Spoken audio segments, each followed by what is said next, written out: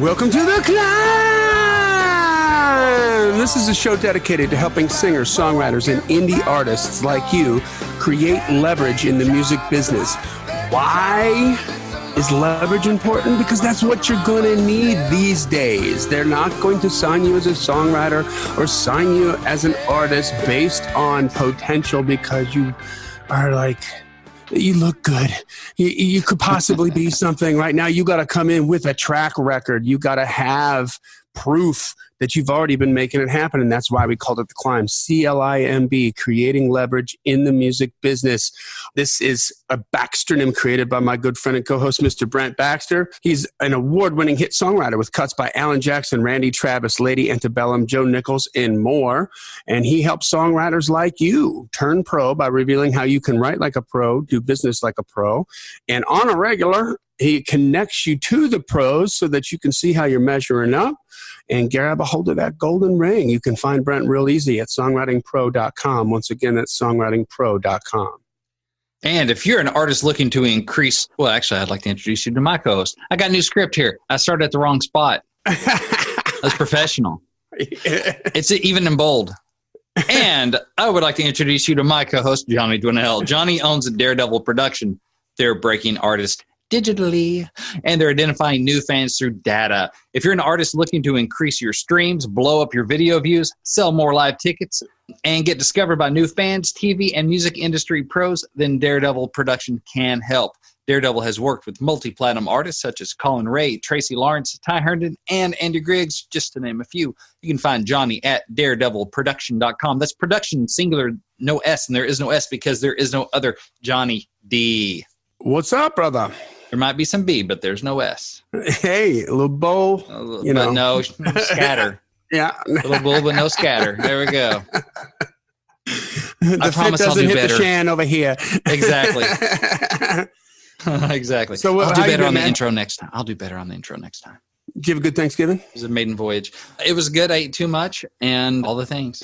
So I get a vacation, which means I get to count to 5 repeatedly, make sure I got all my kids with me and chase kids around. It's like, can we get back to work, please? So you don't do a Home Alone? Exactly. No, we stayed here for Thanksgiving. So it's more stressful than work days. So, because you're just watching kids all day. Yeah. Can I get to work, please? Yeah. I think I got a podcast to record, please. Thank you. Yeah. All right, got to go lock the door for an hour. Daddy's got to make some money. Daddy's got to make some money. Feed all these faces, these 5 faces that keep coming at me. But it was good, though. How was yours? Rice farmer. Just give it up and become a rice farmer. I know, seriously. Right. Yeah. No doubt. We buy the 25-pound bags. Kids will learn to love it. Like at Sam's. Yes. Mine was good. It was the normal amount of chaos, man. Well, good. That's the family t-shirt. You call it chaos. We call it family. Amen. But, what are we going to learn today? Man, today we are going to dive into some business and mindset wisdom that's helped my songwriting career and that I believe can help yours too, Climber. So business and mindset, it's just about talent. As long as I have talent, listen, let me clarify that. As long as I think I have talent, all right, I can be pissed off at the world for not paying me for it. Exactly. I mean, my last episode, if you listen to that, I believe episode 199, it was songwriting advice that changed my career. And so I want to dive into the other side of it and go, okay, that's the songwriting, more like the creative side of it. And let's talk about more the business and mindset side of it that people have, whether they knew it or not, blessed me with through the years. Wow, that's going to piss a lot of people off. So before we do that, let's take care of a little business and piss some more people off. Hey, it's a digital world out there, but still an important role to have physical media for today's independent musician, especially if you're touring. I mean, I just had a conversation today with Barry Alora's investor about buying CDs because we're touring and we know we can move them if we're touring. Of course, we've got tons of merch and all kinds of stuff that we're selling at every single show. This is huge. This is mission critical. Digital royalty payments are so small that selling products like a CD, some vinyl, some t-shirts, this is going to become an important income generator. Let's just replace the word income generator with how you get to the next town. Hey, you can put gas in your car and maybe eat. That's right. And knock, knock. Who's there? Math again. Math says, I know. Math says for every CD you sell at a gig, you need about 3,000 streams to make the same amount of money. And that's a lot of streams. Now, if you're on social media, which I'm sure you are, you're seeing all these people sharing their Spotify streams, their year end. Hey, I've had 14K streams, or I've had 1.2 M, or I've had 12. Yeah. So it takes a lot of streams to equal what you can get from just selling one album at a show. And so I think you're literally leaving money on the table when you don't have merch on the table. And thankfully, our fine friends at Disc Makers are the place to go for said merch, like disc and other physical media, including vinyl, USB drive, and even T-shirts. And you can find them online at www.discmakers.com or give them a call at 800-468-9353. That's 800-468-9353. That's right. Join the C.L.I.M.B community if you haven't done so. The submissions to the requests to join the C.L.I.M community have been ramping up significantly. Chelsea's like, goodness gracious, like every day we get like 5 or 10. So that's super cool. Something I'm proud of. That means that people are I see people asking questions in there. They're posting stuff. Mm-hmm. Other people are commenting, support, information, 2020 hindsight. That's invaluable, and it's always 2020, right? Exactly. So I love that, and we've been incredibly busy this last quarter, but I'm trying as hard as I can to pop in there and weigh in on a couple things here and there, or just give a high five to an artist who's like, I just blah, blah, blah, had a big win, and hell yeah, that's what I'm talking about. I love that stuff. Speaking of the wins, we have a thing called New Heights that we post every Wednesday, and put the win in Wednesday, And I'll share a couple of these. Marvin Adcock, who's a buddy of ours, he said, this will be a first for me. I never had an artist produce a video using one of my songs, but thanks to Canadian artist Tiana Woods, it's about to happen. And he links it up. Yes, very cool. And let's see here. We got another one. Congratulations, Marvin Adcock. Yes, and we have another one from our friend Davin. I'm not even going to try to say his last name. Tillinghast. He just finished mixing the original cast recording of a pop punk soccer opera, Goldfish Mystery, he wrote with his friends, hoping to release within a few months. Pop punk soccer opera, Goldfish Mystery. Goldfish Mystery. Called Fishnapped. Well, the name makes you want to, at least the first page better be good, because this could either be a train wreck or be the most brilliant thing ever, but that first page better be good, because if you don't grip me there, I'm just thinking, I don't know. So they got an original cast recording, and he just mixed it. So, David, awesome. I really want to know what this is about. I got to know. I know. So we got other stuff like that. We have our gig, alerts that people can share when they're playing out. We have Co-Writer Connect, so people can connect for co-writes, all kind of good stuff going on in the C.L.I.M community. So if you're not a member, what you waiting on? How many... Is there people actually connecting in the Co-Write Connect and stuff? A little bit here and there. We get a little more activity on the Music Monday, which is people can share their stuff. We have social share, and so that gets pretty active. Let's see, I got to find that poster. We do that like once a week. Well, hold on, all climbers out there, if you've connected in any way, shape, or form with another writer through the Co-Write Connect, just shout them out in the C.L.I.M community, because I'd like to know. I'd like to know. I'm sure a lot of that happens and we're not even aware of it. So I just want to know if some people have done that, and I want to know that's valuable. Yep. So it's an opportunity if you want to take advantage of it. There you go. So, hey, subscribe to the podcast if you haven't done so you get all the episodes in order. You can consume them as you like. Mm-hmm. Make sure that you leave a rating and review. We're still trying to reach 200 by the end of the year. We're falling a little behind, so we need you to step up and leave a rating and review. This makes it legit for other people to come in. And, hey, if you love us, give us 5 stars. If you don't, we'll still read it on the air. That's right. We read the worst ones. We ain't scared. We're not scared. And then finally, the best thing you could do is just tell somebody about it. If this means something to you, if you find it valuable, if it's been helping you, if you've had some aha moments, then post it on social media. Physically tell a friend, another songwriter, another artist, another musician, dude, check out this Music Biz podcast. It's creative, it's business, it's a good mix of stuff. And we got it all right here for you. That's right. All right, let's dive into this. We're already like 10 minutes into the podcast. Oh, my goodness. I know. Shame on us. All right. So this is business and mindset wisdom that helped my songwriting career and can help yours. So, because you know what? They call it the music business, not the music talent, not the music love, not the music hobby. It's the music business. And so it's important to keep an eye on your business. Mind your business. It is your own business. So mind your own business. Talent's 10%. 10% of it is talent. Yeah, talent's, everybody got talent. Everybody got talent. Talent. Everybody got it. Like, aside from like wherever you're in, like wherever town you're in, and you've got this music community and it's cool and you're doing your thing and it's great. Like Nashville, hub, right? Hub, one of the main hubs of the music industry. And there are literally hundreds of thousands of musicians here and singers and songwriters with an amazing amount of talent. Oh, yeah. The person bringing your appetizers, your tapas, bring that over to your table is more talented probably than the biggest local hero in your hometown. Right. And so the bar, let me just explain the bar. Like where we're at, like we're dealing with nothing but super talented people. And what's the difference? We're going to get into some of business and mindset. Business and mindset. That's right. That's it, man. Like straight up. Like, yeah, I know. Because when that fails, it's so disappointing. Like we just had a big, huge disappointment with one of our artists, just imploded from the inside out. I've talked about it many times on this podcast. I'm not going to mention any names, but just like that, it was over.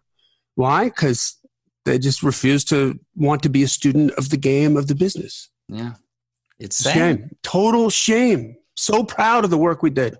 Oh, I have stories. And I got to let it go. And why? Business and mindset. It wasn't talent. Total failure on business and mindset. So that's all it hurts to say about that for right now. All right. So if you listen to my last episode 199, it was wisdom that I got from like music publishers, people in the music business, but not all music business wisdom comes from people in the music industry. So I have a little bit of a business background. So I went to college at Arkansas State University, so go Red Wolves, and I majored in human resources. And then I stuck around. I got my master's in business administration, so that's the MBA.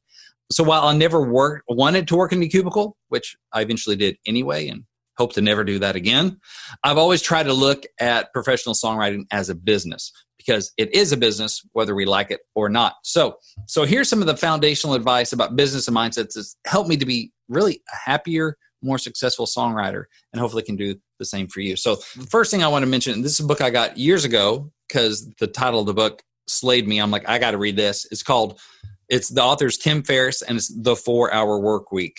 Mm-hmm. Yeah, that sounds like a book. Love his podcast too.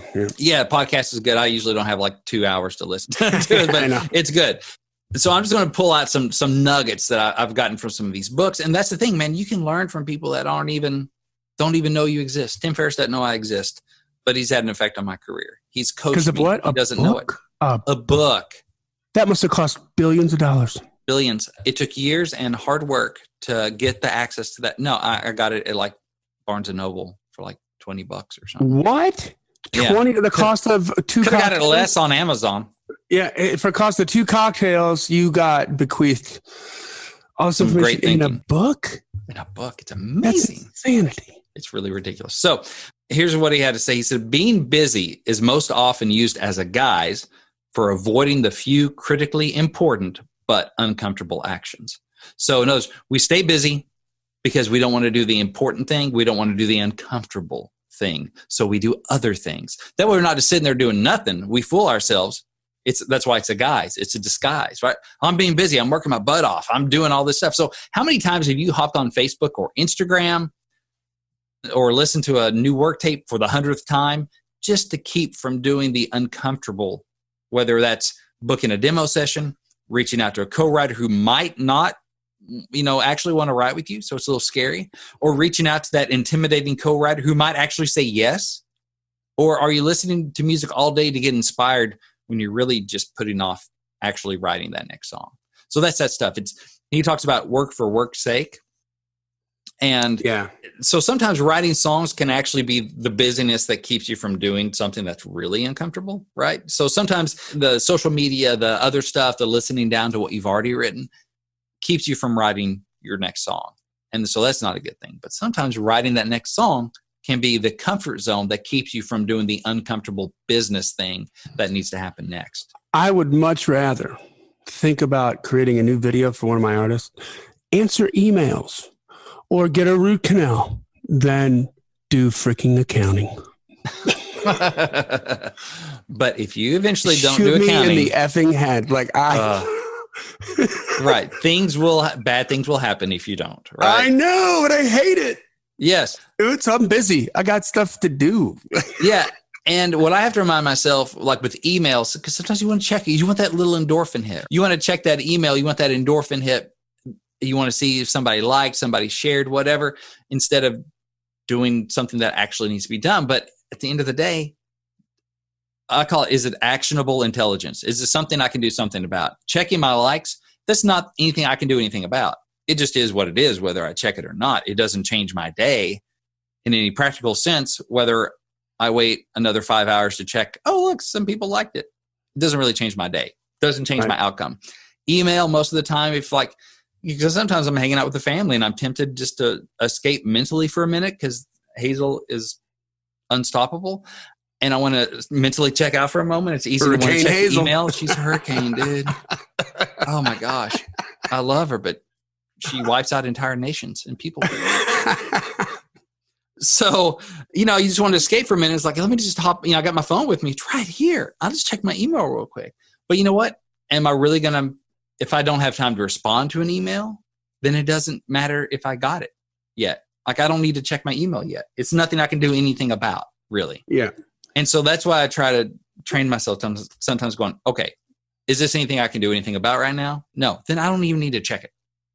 Because if anything, it's going to then be a bigger space. Like, oh, I need to get back to that email. And it's going to fester in the back of my mind and make me even less present. But anyway, going back to sometimes writing the song can actually be the busyness that keeps you from doing something really uncomfortable. Like taking time to really think about your songwriting business and how you're going about it. So like, I'd rather stay too busy writing to admit that, I need to stop and think. And you know what? I probably need to stop writing with some of my current co-writers because they're dragging me down. They're negative attitudes, or they can't get anything done, or whatever, or that I'm writing dated songs and I need to update my style. Oh, I'd rather just write a new one in the old style than actually do the deep thinking and go, I need to change how I'm going about this. Or take the time to go, I actually need to leave the house and meet some people. No, I'd just rather write another song. So sometimes writing that song can be that form of laziness, of busyness that keeps you from doing the uncomfortable but important thing. Another thing in the book, the devil you know is better than the devil you don't, but they're both the devil. They're both the devil. Tim says, being busy is a form of laziness, lazy thinking, and indiscriminate action. Lack of time, yes. Lack of time is actually lack of priorities. So again, he calls it— Say that again. Yes. Being busy is a form of laziness, lazy thinking, and indiscriminate action. Lack of time is actually lack of priorities. He calls it work for work's sake. And dude, it's a killer. It's when you've been busy all day and you mark a lot off your list, but nothing important gets done. And you don't actually move the ball down the field. You don't actually progress your business in a meaningful way. You know what? This is a tenet, a pillar of all businesses. This is a common problem amongst all entrepreneurs. Mm-hmm. And it doesn't matter what business you're in. If you're in the music industry, if you're making widgets, if you're making computers, if you've got the new social media app, like understanding this is a mindset. Understanding this concept that you're talking about is the difference between winning and losing.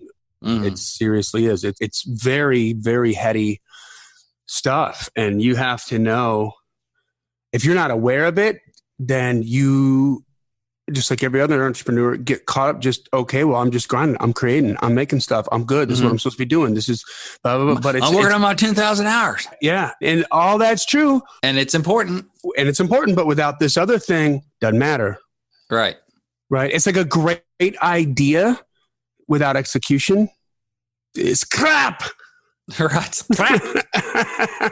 So it doesn't matter. You have to understand this. You have to rip the Band-Aid off and just deal with it and realize that it's part, as uncomfortable as it is, it's part of the game. It's just something that you have to do, whether you like it or not, unless you can afford to get somebody else to do it for you. That's right. Yeah, it has to be done. Which leads to that next point is from a guy named Greg McKeown. It's McKeown. He's the author of Essentialism. Really cool book. And he says— I haven't read that. Oh, it's good. He says, to operate at your highest level of contribution requires that you deliberately tune in to what is important in the here and now. So, in other words, like, is social media really the most important thing I can be doing right now? Is that ball game on TV really the most important thing I can be doing now? Or is that writing the next song? Or is writing that next song the most important thing I can be doing when I'm already sitting on a stack of strong songs that I've been hiding away from the world and haven't shared? Maybe the most important thing I can do right now is to actually play those songs for somebody. So again, it's using discernment and going, what is important? I picked up the acronym WIN. It's not my own. I picked it up somewhere. WIN, W-I-N. What's important now? That's how you win. You do what's important now. So how many people have never asked themselves that question? Oh, you just launch into your day and you're chasing the bright, shiny thing, or you're being busy, like Tim Ferriss talks about. You're being busy and you don't take that time to, what's important now might be to stop, pump the brakes, and take that 30,000 foot view of what I'm doing. I have to do that with both my coaching, my songwriting pro business, and with my songwriting business, and go, okay, I've been really busy. I need to stop, pump the brakes, take a breath, look at what I'm doing, actually see what kind of returns I'm getting, see what I need to prune, right? What I need to cut out, and then what I need to pump more into. So when you in business, you should have a mission statement for your business, right? And one of the things you learn about a mission statement is that it's a living, breathing entity that's forever changing. Every single day you're working, that mission statement is evolving and changing. And so to add more weight to what you just said, it's, what the right answer was last quarter, you might have a new evolved answer that you have to address this quarter to move forward and to do these things. Things can change, and I mean, we're doing that right now with Daredevil. We've had an incredible year with 2019. We tripled our artist roster and everybody wants digital marketing now. We've been preaching about it for almost 4 years now on this podcast. Yeah, something like that. And last year, for some reason, everybody heard the message and and they got questions, and we're having serious conversations, and budgets are being brought to the table, and people are nervous but moving forward because the alternative is much more painful, right, and more expensive. But in the light of that, we have, we're growing, and now I have to start thinking about like hiring strategies. I have to think about, you got to put on your HR hat. How am I communicating the message to my employees, right? To my interns, like how I've got, this is stuff I didn't have to think about in 2018. And quite frankly, was too freaking busy working in the company in 2019 to put some weight to it. But now I got to put some weight to it, or I'm choking myself off. Right. If I'm going to expand, I have to put some attention, some time, and some energy towards some stuff that maybe it's not uncomfortable, but it's definitely foreign. And you have to grow. Uncomfortable, and it's a pain in the ass. Like, come on. Like, why can't I just make my freaking donuts and sell them? Why do I got to think about all this other crap? Got to deal with people and how to work with them and get and not be the bottleneck. I'm really good with that, but I mean, there has to be intention, right? There has to be strategy. There has to be, okay, my next hire, like, what do I hire somebody to support Chelsea, or am I hiring a Facebook manager? Which one's more important? I need them both, but I can only afford to hire one, so. And that's the stuff that can keep you really busy doing other things, because it's uncertainty. Yeah. And it's uncertainty that really makes it hard to make those decisions, because we're scared to move because we don't know exactly. It's not all laid out for us. Yep. That's what your songwriting business. So there's, okay, my goal is to get cuts. What do I do today? Or whatever. It's uncertain, so it's easy not to move. And uncertainty really is a big thing that keeps people from making decisions and moving forward, because they're not 100% sure. And but you got to do that work. It's uncertain for everybody. Yeah. Every single person, it's uncertain, because every little business, every little artist, every songwriter, they're all like snowflakes, You have different situations, different relationships, different opportunities, different strengths, different weaknesses. So there's generalizations that are made. The only way out is through. Like, you have to see and dig down and make a couple mistakes. and get some guidance. Like this, straight up, this Thanksgiving, my dad flew in a day early. My dad's had his own company for 30 years, and then he sold it. And a brilliant business mind. And him and Chelsea and I sat down and had a conversation, and we talked driving all the way up to Chicago, where we had and Kim had to suffer through it, the business conversation, but talking about, okay, where do I need to delegate more? Where do I need to, how do I do this? What are some of my options? What are some of the things I need to stay away from? And it's a different art in and of itself, running your business. It's a different talent aside from the talent that you have that makes the business that you have even viable or even a possibility. Right. And so understand that. I just want people to understand that. There's something in your back of your mind right now that's probably clicking, Climber, that's going, oh, that thing I've been putting off. You can point to your activities during the day and go, oh, that's running from something else. What is that thing I'm running from? That's the thing you need to be doing. Yeah. So another thing Greg McKeown talks about in Essentialism is we need space in order to discern the essential few from the trivial many. So you got two sides. You got the essential few things. Few things are essential when you come down to it. Many things are trivial or unimportant. And so you need to find that space. You need to book a retreat by yourself, even if it's at your own house, in your home office, or on the back porch. Something. It's difficult, but you need to stop and reflect. And that's not for the faint of heart. You have to be brave because you don't know where that search for the essential few is going to lead you. It might lead you to move. It might lead you to not move. It might, whatever, may totally change how you're going about this. So it's easy to hide in the busy, but that is not where the real growth happens. And outside forces are an unacceptable excuse. Yes. I don't care if you're Brent Baxter and you've got 5 kids. Like, if you don't sequester yourself for a couple hours and do some of this deep work, this deep thinking work, then the outcome is going to be intolerable for Brent Baxter and the 5 kids. Well, why don't we talk about that? Because that was one of my points. I'll just hop over to that one. John Maxwell, he's the author of Beyond Talent, says it is much easier to move from failure to success than it is to move from excuses to success. Oh, yeah, that's strong. Say that one as strong more as a garlic time. milkshake. That's a freaking tattoo, man. Yes. It is much easier to move from failure to success than it is from excuses to success. Excuses are curriculars. So you talk about excuses. I had all manner of excuses available to me when I started out. It was like an excuse buffet. Let's go down the line and pick what you want, right? I don't live in Tennessee. I'm not a singer. I suck on guitar. I'm only a lyricist. I don't know anybody in the business. I have to get a day job. I don't have a spouse with an income to float me. I don't play out, blah, blah, blah, blah, blah. And that was many years and many publishing deals and many cuts ago. There you go. That excuse buffet.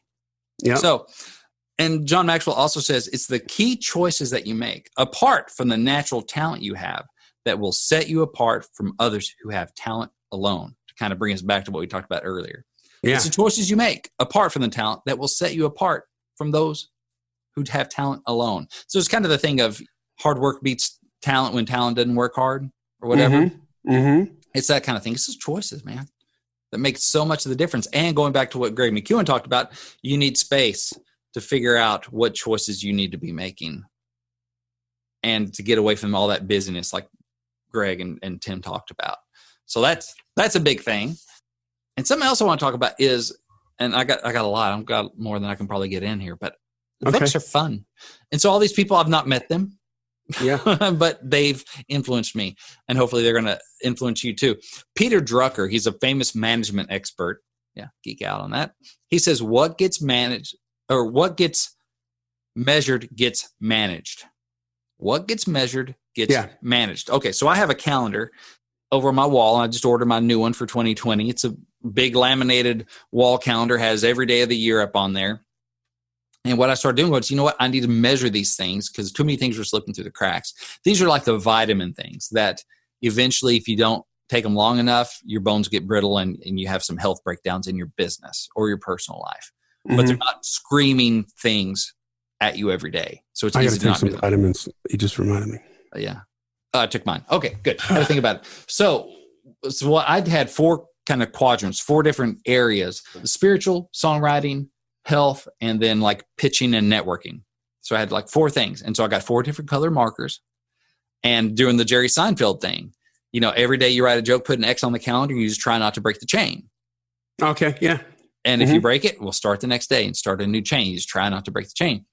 And so I have, read for spiritual. So if I do my Bible study or something like that, or I teach at Awana or whatever, one of those spiritual things, if I feed that gets the red mark on the day. If I write my song or if I do my creative exercises, I may not have a co-write every day, but if I'm doing my personal song title challenge and I'm working the machinery, that gets the green line. If I have to wait till the next day to put the blue line on there for health, but if I got enough sleep or had enough water, exercise, if I feel pretty good about that, then I get the blue line. If I reached out to 10 people in the music business, pinged 10 people that saw my face or saw my name, or if I had a co-write or some sort of event where I'm deep diving with somebody in the business, that gets the line for pitching or networking. And so I measure that. Like I got to hit 10. I have a notebook where every day I'm writing down people in the business that I don't put Johnny on there because that's almost a cheat code because we talk so much. Other people that aren't in the inner circle.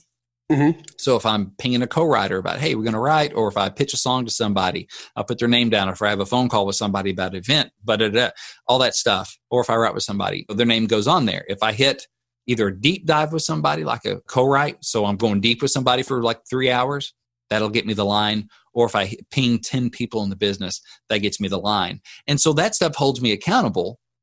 I can look at my calendar and I see it. It's in my office. I look at it every day. It gets measured. So therefore it's always top of mind. Like, okay, I want to get my 10. You're looking at that color code and you're like, you know what? Like I'm short on this. Yeah. Like, I've not been doing. So you can tell within a week rather than like a year later, you're like, oh, I guess I kind of sucked at that last year. Yeah. But it's all vague. Yeah. Yeah. This is like, oh, I'm missing the blue. I need to do something about that health stuff. Cause if I don't take care of myself, my brain is a part of my body. I use my brain to make a living. So it's going to suffer as well if my body's suffering. Yeah. And same thing with spiritual stuff or reaching out and networking, especially the networking. That's the kind of tricky one. And that, because you feel the writing because it's what you love to do.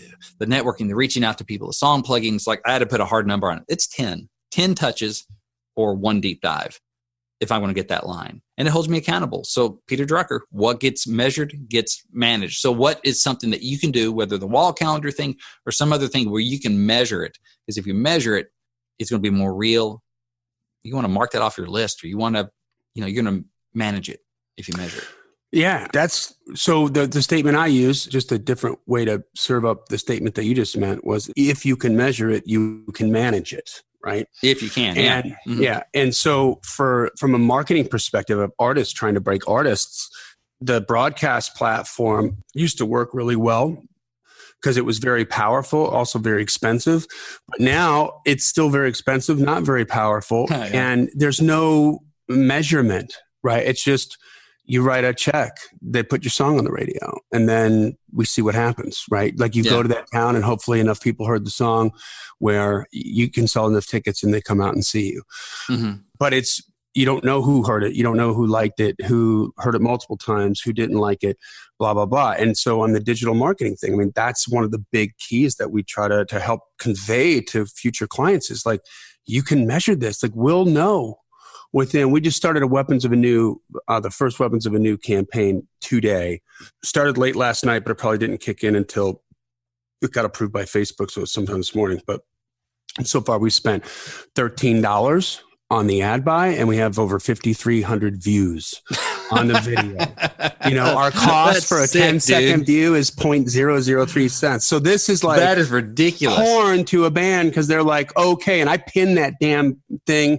If you go to Weapons of a New on Facebook, you can see the ad. It's pinned to the top of their feed, so they see it every single day they're going there, and they can watch it move and watch it happen, and we know who they are. So it's like we can measure it. We can make a mistake, and mistakes are okay when you're measuring it. Hey, fail. Here's another acronym for you. I didn't make this up. Okay. Not a Baxternym, but fail. First attempt in learning. Yeah. That's all. Yeah.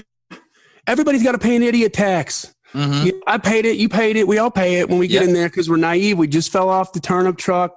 We're as green as the grass. And then we start to learn. Why? Because you take a couple lumps. Take them. Just get in that fight. Put up your fist. Protect your face as much as you can, throw a couple punches, and learn how not to leave yourself exposed. Yeah. So it's not failure, it's feedback. Yeah, that's right. Yeah.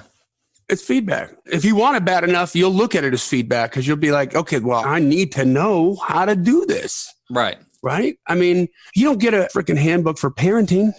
No, you do not. You just jump right in, right? Mm-hmm. And figure it out. I mean, I remember my brother-in-law telling my sister, like, you need to be home more. My sister's an ER physician, and he's like, you need to be home more because it's not just me screwing up our kids. I want someone to blame. Yeah.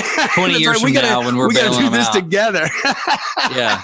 Which is funny, I mean, he's tongue-in-cheek. He's being funny, right. But there it is. You know what I mean? Like, you just have to learn. Experience. It's what you get right after you need it.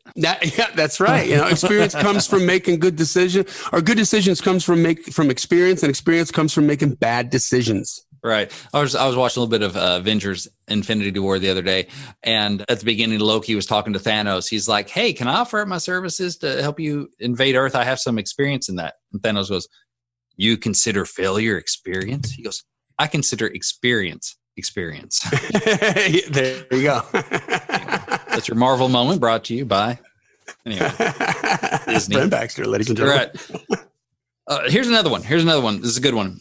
Michael Hyatt, he's an author, he's a blogger, podcaster, all that stuff. He's the author of Living Forward. And so he talks about this question. It's like a life-changing question. What does this make possible? What does this make possible? So you fall down the stairs and you break your leg. What does this make possible? I don't know, I'm sit down. I guess I practice guitar a lot. Yeah. It's taking those things that at first seem like negatives and going, okay, but what does this make possible now?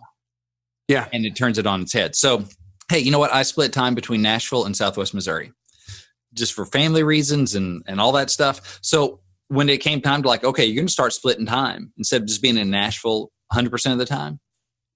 You're going to start splitting time. You're not going to be in Nashville as much. I had to ask myself that question for my sanity and for efficiency's sake. So what does this make possible that you're going to be splitting time? You won't be in Nashville every single day. So some answers to what does it make possible? I woodshed like a beast. So I have a stack of ideas and lyrics for every co-write, right? Yeah. That I stay fresh and excited about every single co-write I take instead of looking at, well, I can't write every day. Well, you know what? I'm going to be fresh. I'm going to be excited. I'm going to have a stack of ideas when I walk in. I mean, and I've told this story before, I think, but I've been writing with Aaron Goodman. He's an artist on Reviver and Warner Brothers Canada. He's killing it. And, write with him and another writer, and a writer I hadn't written with in literally a decade. And I usually start with, hey, okay, I got some ideas. Throw one out there they like. Let's, a couple out there. Let's go with that first one. What was that first one? Can you give me that lyric again? I'm like, I'll give it to you. Here's a piece of paper with it written on it. And here's a copy for you, Aaron. And he's like, what? This on a piece of paper typed? Yeah. I'm like, yeah. He goes, and Aaron's like, that's what I love about writing with Brent. He's got, he's got his stuff together. And the train is on the tracks. Yeah. And I did not have that when I was full-time in Nashville, writing full-time, because I just didn't have time for that. Other things were possible, right? I wrote a lot of songs, but it makes a different thing possible. Much more time to think out my ideas and to bring in the best of the bunch. And so people are happy to see me coming because they know like he's got some ideas. And so that was something that made possible, which, would have been possible even living in Nashville, just to not book myself so much. But it's really fun to go write with people. And so now that this is kind of forced, because, now I'm doing Skype writes in between, and, I'm still writing. So this year, it's almost 70 songs, finished this year. So it's still, a pro level amount of songs, even not being there every day. It makes some other things possible. Some other stuff, the cost of living is lower in Southwest Missouri. So I have more freedom to write more. I don't have to be as concerned with the immediate, like, oh, we got, the bills this month. I need to do some more coaching or whatever. It takes a little bit of pressure off that, more time to write. I do online writing like Skype and Zoom. And so when I make trips to Nashville, I'm often without the family. This is another thing it makes possible. When I make trips, sometimes the family's with me, sometimes they're in Missouri. I have wall-to-wall flexibility. So with 5 kids, it's not good on the marriage to book a coffee at 8 and a write at 10, a write at 2, and a write at 6, and then go catch a show at like the other 10 o'clock. It's not just great on your family there. So when I'm in Nashville, though, I can do that when my family's not there. When they're in Missouri, I can be wall to wall. I'm seriously booking sometimes 3 rides a day and doing a coffee with somebody and that kind of thing. And so I hit the ground running and I don't stop until I leave. And again, I've written about almost 70 songs this year and I've gotten some cuts this year. And so it works out where it's like I've written as much as some years when I've been in Nashville full time because the situation is a little bit different that way. And it also keeps me in check. Because I can't run out to every show or every opportunity that comes along at the cost of my marriage. Johnny, as you know, there are a bazillion opportunities every day in the music business to go meet coffee, go write a song, go to a show, go to a writer's night. There's 28 hours worth of, at least, of opportunity in every 24-hour day. And so what does it make possible? It makes possible that I'm not going to overdo it. I love the work, and it's easier and more fun than changing diapers. Heck, changing Hazel's diapers is just, well, anyway, we talked about how she can wipe out entire zip codes. So, but when I'm in Nashville and Emily's in Missouri, there's no, hey, I've had a rough day. Do you really have to go to that show? Do you really have to go to that third ride of the day? That's off the table. Yeah. Because I'm 500 miles away. Love you, babe. I empathize, but I ain't hopping on a plane. Yeah. I'll hop in the car to come home. I can encourage her from Nashville, but I can't cancel my appointments, right? So that's the flip side is that, when I'm home a lot. Like I'm upstairs in the home office and I take off when the kids get off school. So I'm around just about every afternoon to help out and weekends and all that stuff. So it's trade-offs. Like, what does it make possible? What does your situation in your life make possible? Don't look at what it makes impossible. Go, okay, if this is where I'm right now, whether I'm out of town or I have a day job or whatever, what does this make possible? Maybe your day job, what that makes possible is you're actually hanging out with actual country music fans or pop music fans or CCM music fans, whatever your genre is. You're actually hanging out with the fans. What they like. That's valuable intelligence. I've talked before about being in the Nashville bubble where you're writing for other songwriters instead of just writing for the fan. Yeah. And what does it make possible? Oh, I'm around the people that actually dig what we do, and that's what I'm aiming at. I'm in and around the customer. Okay, that's valuable. Maybe it makes valuable like, you know what? I can get on the ground floor of this up-and-coming artist out of Kansas City or out of Salt Lake City or whatever, where the folks in Nashville don't even know they exist yet. I can get in, or even if they know they exist, they're 1,000 miles away, but I can get in on the ground floor. What does it make possible? I can think more deeply about my songs. I'm not counting on that for a living, right? So maybe you have a day job. Well, dang it, I want to make my living writing songs.